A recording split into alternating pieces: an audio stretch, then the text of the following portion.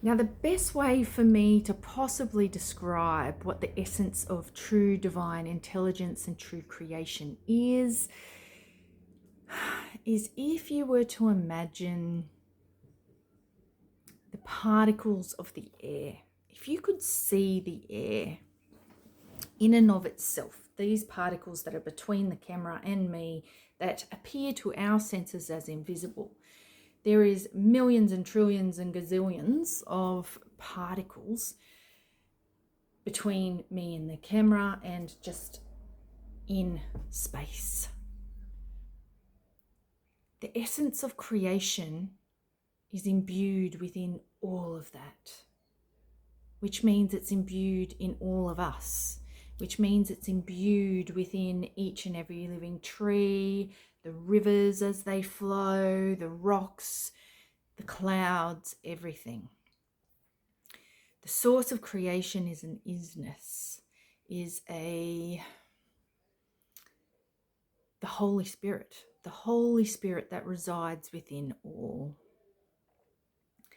And we as humans are coming back into that remembrance and the embodiment of the Holy Spirit.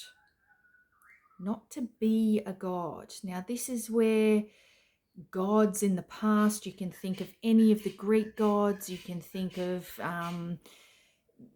any mythical god or even biblical god that has been appointed. These are characteristics, these are personifications of a greater essence. I'm going to call it an essence. And I think the reason that they have come about is because our human consciousness has needed something to personify to be able to capture and understand it. Now, I work clairvoyantly, claircognizantly, and I'm shown things, I feel things, and I hear things. So when I'm talking about the essence of all, they show it to me. They show it to me in the way of, or it is shown to me. I'm not going to say they, because again, we're putting a personification as if they're people. They're not people. It's the essence of the Holy Spirit that is within us and outside of us. Now, when it exists outside of us, it exists in the everything and the all at once. This is really abstract, I know, but just stay with me. And if we can align ourselves by taking ourselves out of the personification of who we were named at birth, who we are in our job, who we are as sitting here talking to you right now, when we take ourselves out of that personification and we take ourselves back into the essence of the Holy Spirit, then we can decompartmentalize and we can deprogram, which is really important, but decompartmentalize into the essence of the Holy Spirit itself, or something that I've been known to call the unified field. The Holy Spirit, when it exists in all and everything at once, it becomes the unified field. Unified, everything, field, the isness. And so when we expand our hearts and our minds and the Holy Spirit within us to align in homeostasis with the isness of the unified field, because that is what we are. But when we decompartmentalize and throw the programs away, we can step into that open-mindedness of the unified field to collect its information, to translate its information through the human mind, through the human language, through the human experience, to be able to communicate it to other people. This isn't always easy because my perception of something is going to be different to somebody else's perception. However, I interpret that unified field through my lived experience, not just in this life, but in others, through my the DMT released through my transcendental meditations, and you don't need ayahuasca, you don't need psilocybin, you don't need any psychotropic drug to be able to have that beautiful DMT release from your pineal gland. When you are balanced and aligned, some people use breath work, some people use visualization, but when you're in the zone, you can have that release and you can see. So most people come back from, say, an ayahuasca experience and they say, I saw how the world was created. I saw how the universe came into being. I've experienced those things through very sober meditations. I don't drink alcohol. I don't drink coffee. I maybe have 3 coffees a year on a special occasion. I always regret it afterwards because my adrenals can't cope, but I do like the flavour and it's a bit of a treat. So when I feel the stars align, I will give myself a coffee a couple of times a year. But generally speaking, I don't drink alcohol. I don't drink coffee. I am working on pulling back on black tea because I think that obstructs me as well. But honestly, it's just, there is no hard, fast rules for people. Whatever your body, your biology, your experience is, you just be you and you just do that. When we do come into that moment of peace and alignment within ourselves and the decompartmentalization and the deprogramming that we have as the personification of who we are, then we trust, we surrender, we accept, we receive. When we receive and we become the antennae for that unified field, then there isn't the human program judging what is coming. And this isn't easy either, because at the end of the day, we're all still human. We've still got programs that we're all still working to platform, if you like. Okay, I'm going to go off on another tangent, so I hope that you're staying with me here. I'm going to try and pull in the biology of our body from a scientific point of view to try and talk about what I'm talking about, because I've spoken about programs and now I'm going to talk about it from a biology point of view. If you imagine every impulse that your brain receives comes through a nerve sheath, a nerve fiber, an axon. It releases an electrical charge and it has to have an input to be able to give an output. So the input is at one end of the neuron and then it travels along that nerve sheath, and at the end of the neuron there's an axon and it releases a charge to give an action. So the action at the moment is my hand moving, and the input was the thought of that going through. Now that's an electrical current. That is a electrical field that is running within me all the time. So relating that back to a program, you could say that that is the circuitry in a motherboard in a computer. In our human body, it's the neurons picking up on an electrical signal and releasing a charge to be able to create an action or a potential. Beautiful. Okay. I often see things and then I'm trying to translate what I'm seeing. As humans, being electrically charged beings, having this circuitry through us, and if you're feeling lost at the moment, let me talk to you about something most people are aware of. If you've ever been sick, hopefully you've never been this unwell, but maybe you know of someone that has been unwell and they've gone to the hospital and they've put the little pads on their chest and then they've connected them to the machine and they've run a PQRS wavelength, which is reading the electrical charge and the electrical current of your heart. Okay, so you are electricity. You do have an electrical current running through your body all the time. We can do that through an ECG and measure that electrical current of the heart. We can do that through brain scans where we can read the electrical current and charge of the brain. Certain technologies can do that for rehab victims in terms of what nerve conductivity they've got down to their toes, for instance.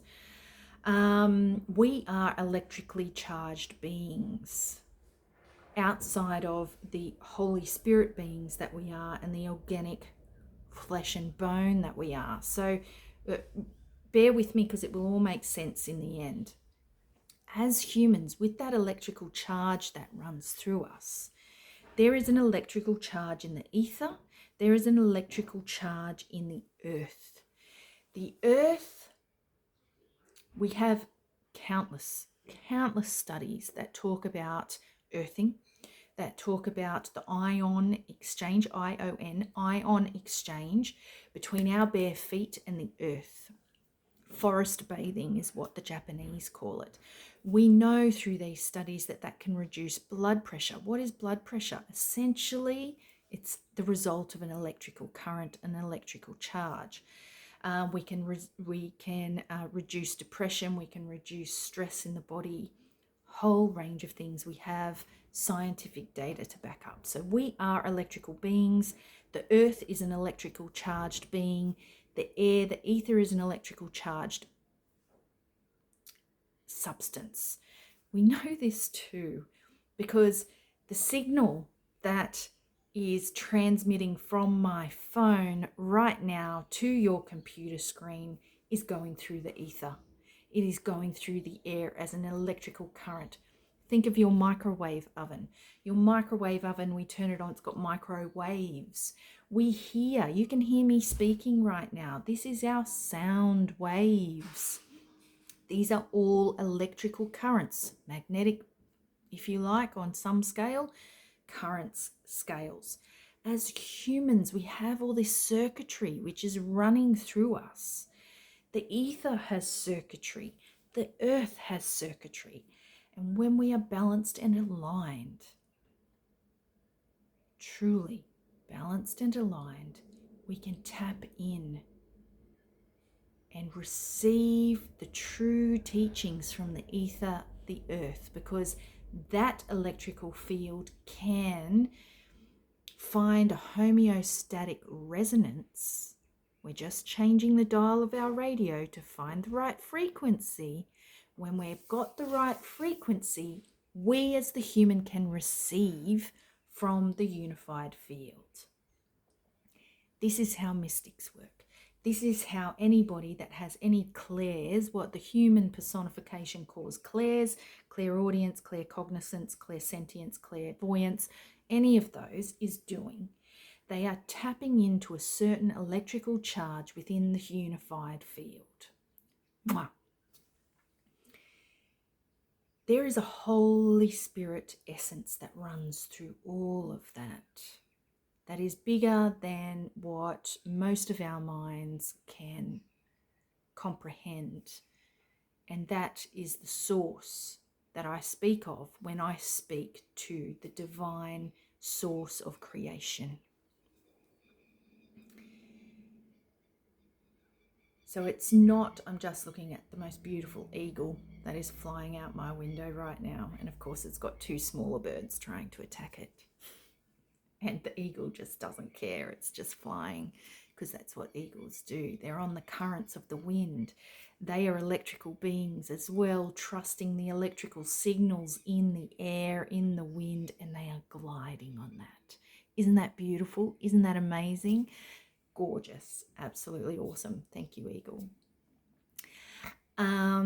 So when I speak of the Holy Spirit is in that eagle. It's in those two smaller birds. It's in the leaves of the trees as they're whispering the winds to move the winds and the air through the ether. The Holy Spirit exists in all. Certain biblical teachings will tell you that it's only humans that are sentient, and that's simply not true. It's just not, because the Holy Spirit is in everything. The source essence of divine life creation is within anything, everything and anything. If it lives, it has the Holy Spirit within it. So a tree is alive.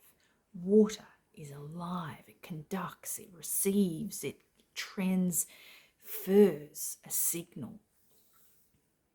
Like no human could create that, right? The Holy Spirit, the divine creation of source energy, has the power and the creativity to be able to create something so truly magnificent. And that is the greatest mystery of life. That is the mystery of life. The essence of creation itself, and the sometimes juxtaposition and polarity and duality of that. So whilst I'm going down this path and this channel, let's talk about the importance of duality and polarity in a universe, multiverse, whatever you want to call it, that is imbued with this Holy Spirit, the divine essence of all creation. If I can reduce this down to an atom. Now, I did biology at school, and then I went on to study medical radiation science. So my first semester of physics and radiobiology at university just like blew my mind, because I had only studied biology. And I'll never forget this one lecturer who spoke about what atoms were. Now, mind you, I'd never done physics or chemistry, so I didn't actually really know what an atom was. And perhaps there's some people with us here watching that don't know what an atom is. An atom is is a unit of creation. So when we think of water, we have H2O. So we have two hydrogen molecules that, and one oxygen molecule. And within that, the smallest subunit of life is the atom. I hope I've relayed that properly. Within an atom, we have a neutral core, C-O-R-E, a neutral core, and we have opposing energies. We have an electron, which has a negative charge, and a proton, which has a positive charge. Now, in human terms, because of the stories we create, because of the programs we run, if I was only to give you the negative symbol and a positive symbol, you could create the story that one is bad, that the electron is bad because it's negative, and you could create the story that the proton is good because it's got a positive charge, when in actuality it's just energy. It's just polar opposites that are the divine and equal opposite of one another, balancing each other out. So for an atom to be stable, you need to have exactly that, the balance of protons with the balance of electrons in what we call a valence band. So in that neutral core, we've got the little circle, which is the nucleus, which is the neutral, where the neutron is. And then we've got these other concentric rings outside. It's a bit hard. I might draw a picture and put it up on the screen. There's these concentric rings that go around. And if you imagine a stone being dropped in a pond, there is the nucleus with the neutron, which is the stone that's gone down the middle. And then you've got the rings and what we call ripples, but they're rings that go out. Okay, so imagine an atom looks like that. And those rings are called valence bands. And the electrons and the protons sit in those bands. And for that atom to create light, it has to turn into a photon. Oh, I'm going off in all sorts of tangents. We might leave that and come back to that, because I wanted to talk to you about duality and polarity. For a stable atom to remain stable, it has to have that equal divine balance of electrons to protons. And so in this world, that can be mirrored to us in terms of the duality polarity through night and day. It can be mirrored to us through hot and cold. It can be mirrored to us, if you want to subdue it back down to human emotion, grief and joy. Polar opposites, very different ends of the spectrum, yet divine and equal opposites must be experienced. They are experienced by all in life. Everything in this world is a balance of atoms, of electrons, protons, and essence of all. And so when we talk about that great Holy Spirit, the divine creator and essence of all, it runs through all of that.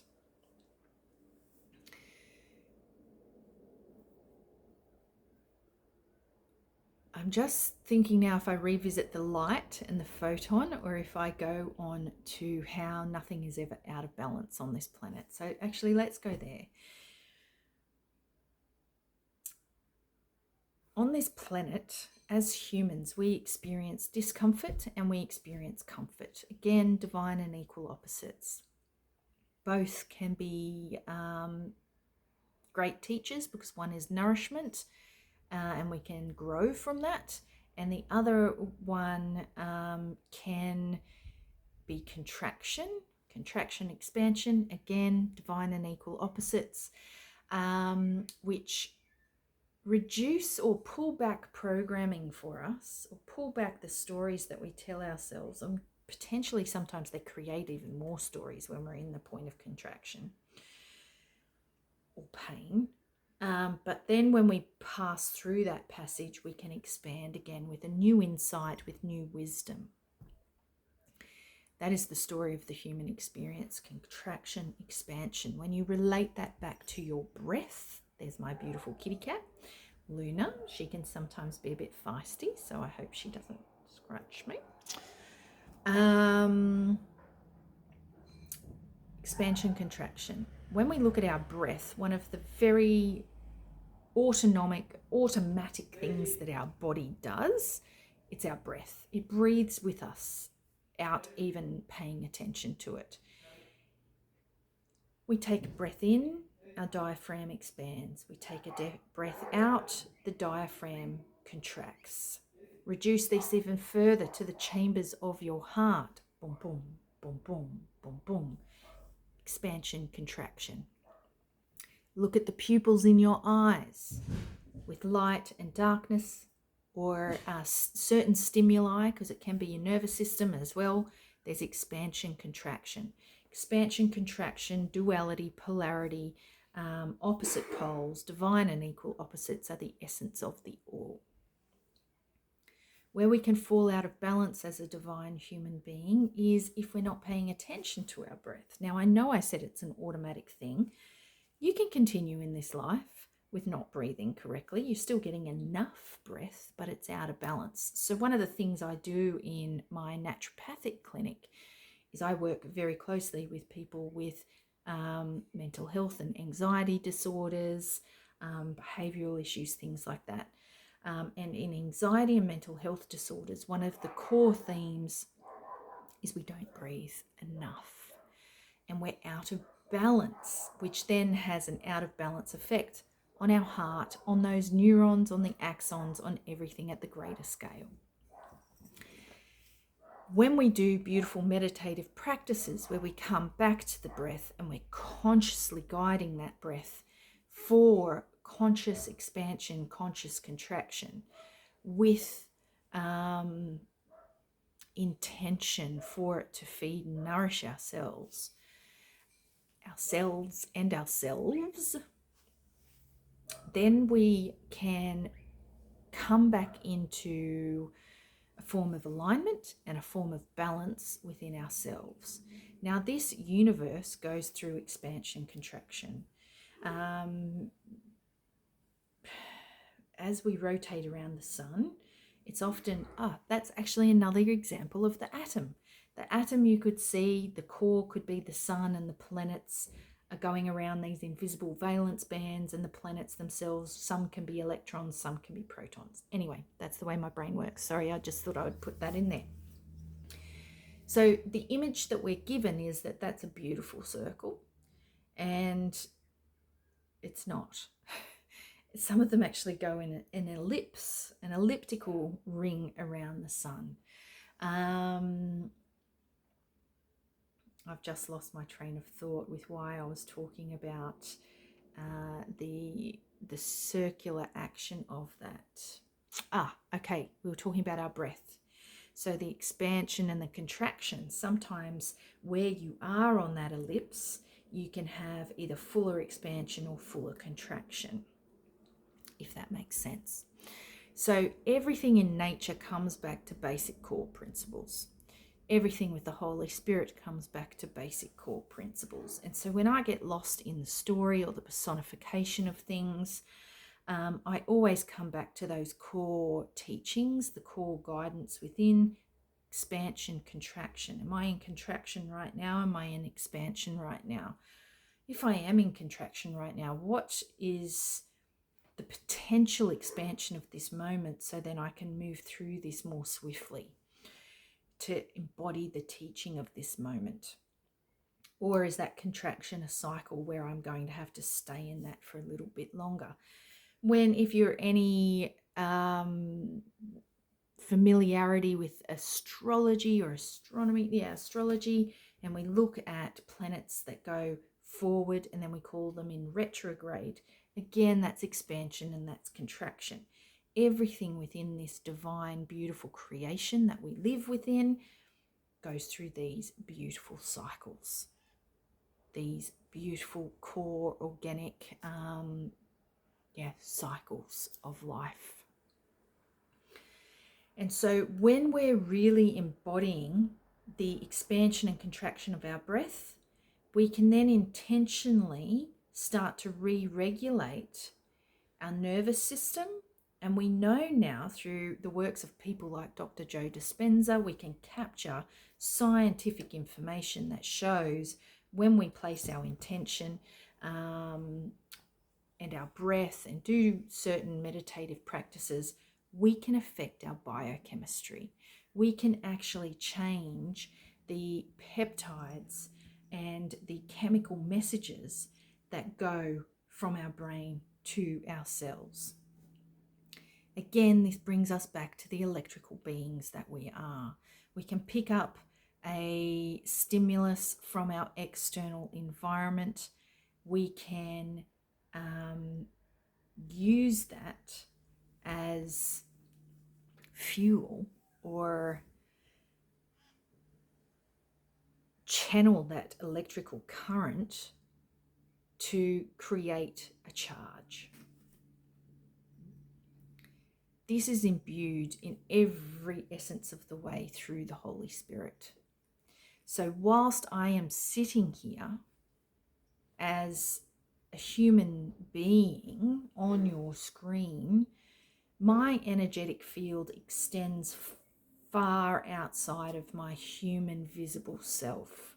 Some people can see that field. It's called an aura. It's an etheric field.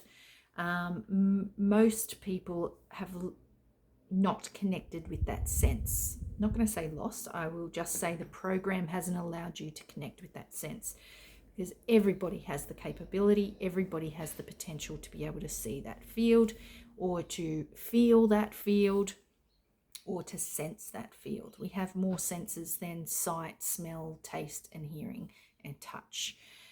They are the physical senses, but we have etheric senses. So the work that I do with people sometimes is more just on that biochemistry base, but it's a lot of nervous system regulation, which actually takes us again through that electrical field that we are. And for those who are ready and willing, it takes us through into our etheric body and into the Holy Spirit that resides within our organic flesh and bone. How cool is that? Like, just take a moment and think about how freaking awesome you are and we are, and that creation is.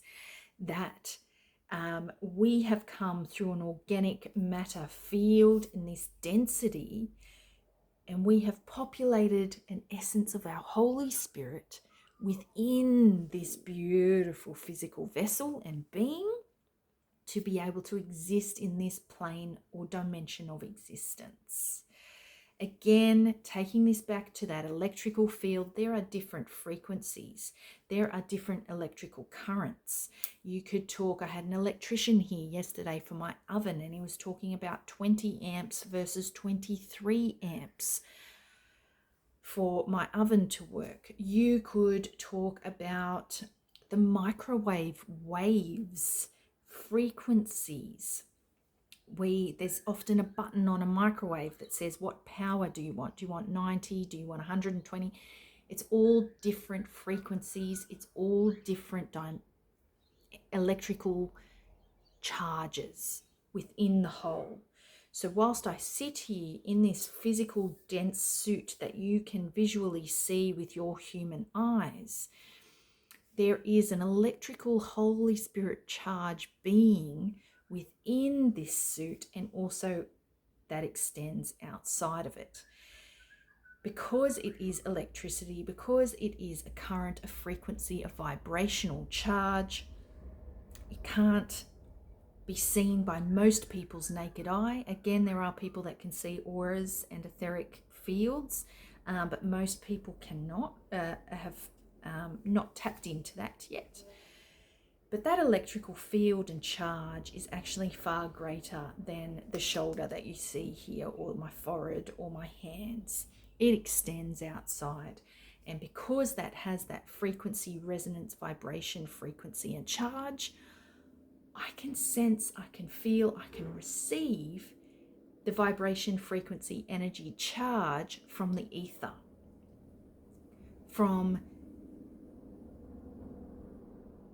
the unified field which is imbued with the divine essence of creation and the Holy Spirit.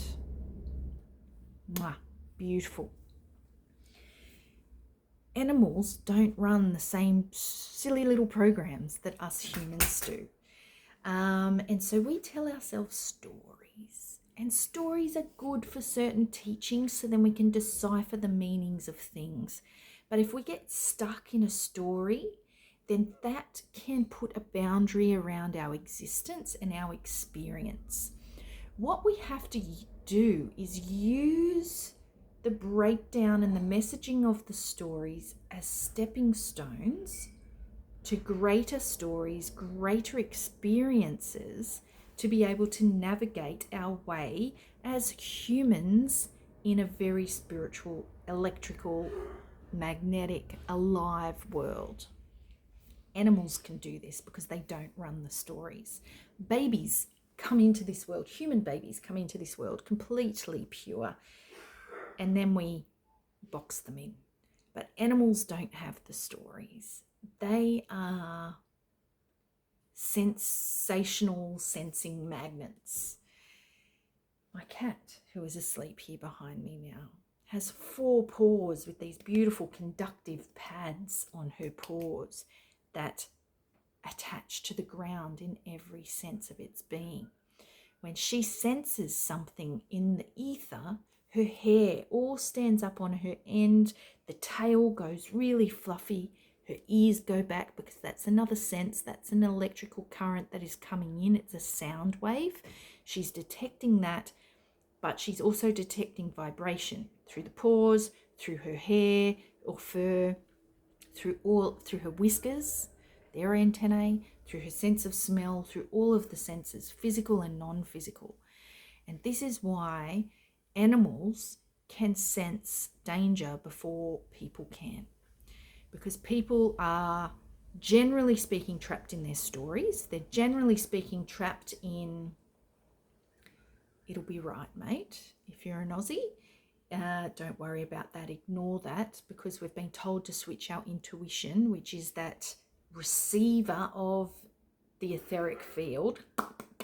We've been taught to disregard that, and that's your greatest power, my friends. When you learn to step into the receivership of that intuition, that is one of your greatest powers that you have, physical or non-physical. But the animals are tapped into that. And so that's why fish in the ocean will move to a different place before a heat seam releases some gas for a potential volcano, or an underwater earthquake happens. Or before we had here in Australia where I live, the proposal of a Category 3 cyclone last year. Was it last year now or the year before? It was last year. And there was a day where everything went silent and the birds disappeared. And then the intensity of the signal from the cyclone reduced. The intensity of those electrons, if you like, spinning in the storm, lost their charge, lost their currency, and then the birds returned, the wind started to blow again, the animals started to relax, we started to relax. So we are always responding through our physical, but mostly our non-physical senses, because we are electrical beings, spiritual beings within this world. And I wholeheartedly believe that our Indigenous tribal people walked this earth through the balance of that, which the modern human mind called spirituality. However, it's far more complex than that, far more complex. But now we have words and data, again, story, to decipher for the modern brain that is science mixed with the things that we haven't captured yet with science, but they still are there and they will be captured and explained by science. And the things that aren't explained by science, they call that spirituality because they can't quite describe it yet, or mystical, or the mystic stuff. Indigenous people are basically, and I say this with no disrespect, I say this with absolute admiration, animals in form, because they lived in response to their environment. They lived without story. All of the matrices that we live within in society are all made up bullshit. I'm really sorry. Your money is a made up thing. The structures and the rules that we have, which we actually need because there's so many of us, to be able to drive on the road without running into each other. When we use our brain, we need the rules, right? We need the rules to be able to do those things, but they're stories, they're rules. However, if we tapped into our senses, nobody would run into anybody because you would feel and sense and know that another car is coming towards you and navigate that. Obviously, there's still accidents that occur. And when we come back to the duality and the polarity, and we talk about life in its whole being in homeostasis or balance, generally speaking, if things are in balance, all of those senses are able to detect, to translate, and to deliver a message. However, when we're out of balance is when we can't detect, we can't translate, and we can't use the message of those signals. I hope that makes sense. And another beautiful example of that is, again, coming back to our breath. When we are out of balance and in a state of anxiety, we contract or we hold our breath. A lot of my anxiety patients, they hold their breath. I'm like, can you take a breath? Oh, yes, yes, yes. Or they hyperventilate, or they just take these real shallow, deep breaths. And it's only going into like the top little tiny part of your lung. It's enough to kind of deliver some oxygen to your body, but it's not enough. And that's why we incorporate breath work. That is why we incorporate meditation. That is why we incorporate intention. That is why we incorporate our non-physical senses with our physical senses, or our biochemistry, if you will, because there has to be a regulation within the whole. There has to be homeostasis between the physical and the non-physical, the seen and the unseen, the spiritual and the scientific. It doesn't matter. They're all divine and equal opposites, and they all serve to bring us into balance, but they all part of the story. When we come back to our senses, we feel, we sense, we respond. We are antennae for the unified field to receive. And so last week I went and saw a psychic medium, and all he was doing was receiving an energetic frequency and translating that frequency. Any medium will tell you that's exactly what they do.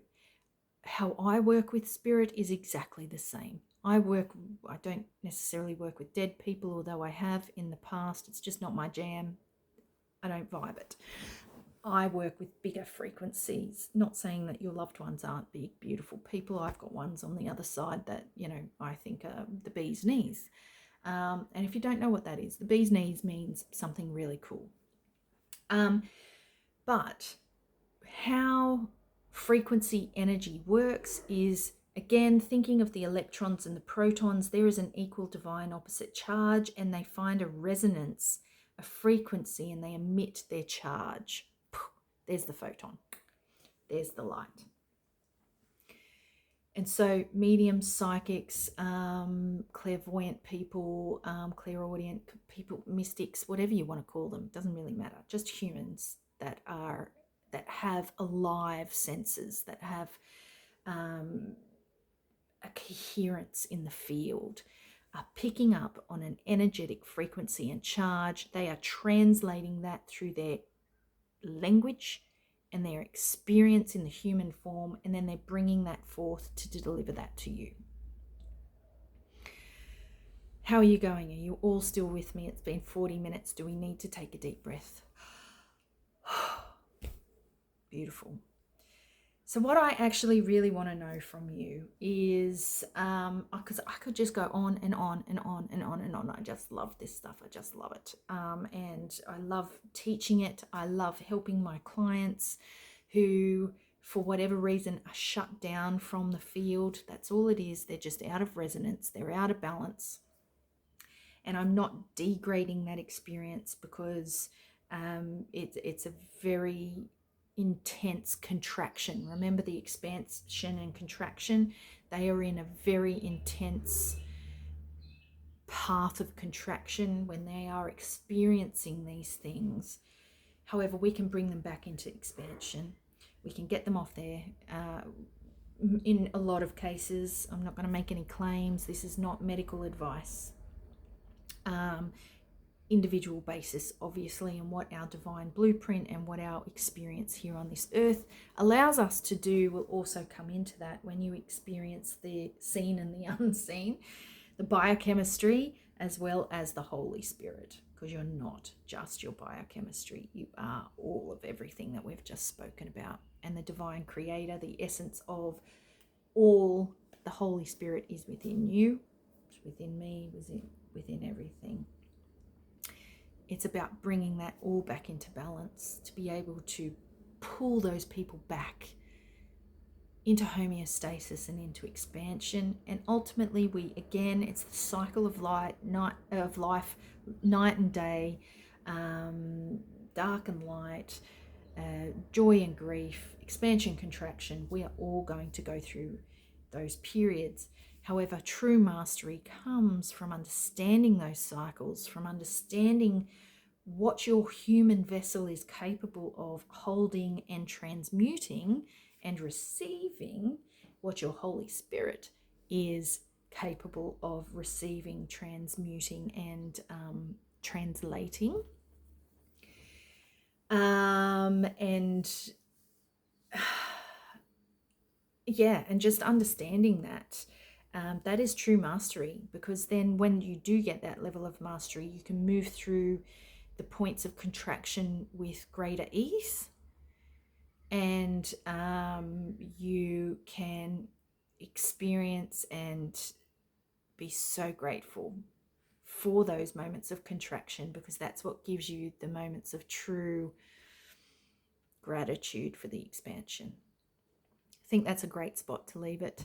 I looked at the clock a second ago at 44:44, so it's ticking on there now. But thank you for being with me. If you do want more information on this, like the video so then I know that you like it, and that this is of interest to you. I am also considering doing some immersive workshops where we come and we have, and I'm able to talk through these concepts in a myriad of different ways, however, then deliver a transcendental meditative experience at the end. So, much love to you all. You are non-human in human form, so you are a juxtaposition, polarity, duality, all in one. How cool is that? Like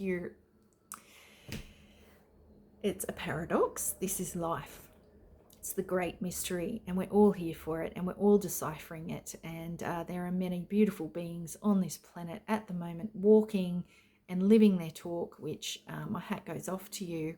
And I love that you're here with me. So thanks for tuning in this long, and I look forward to tuning in with you again soon.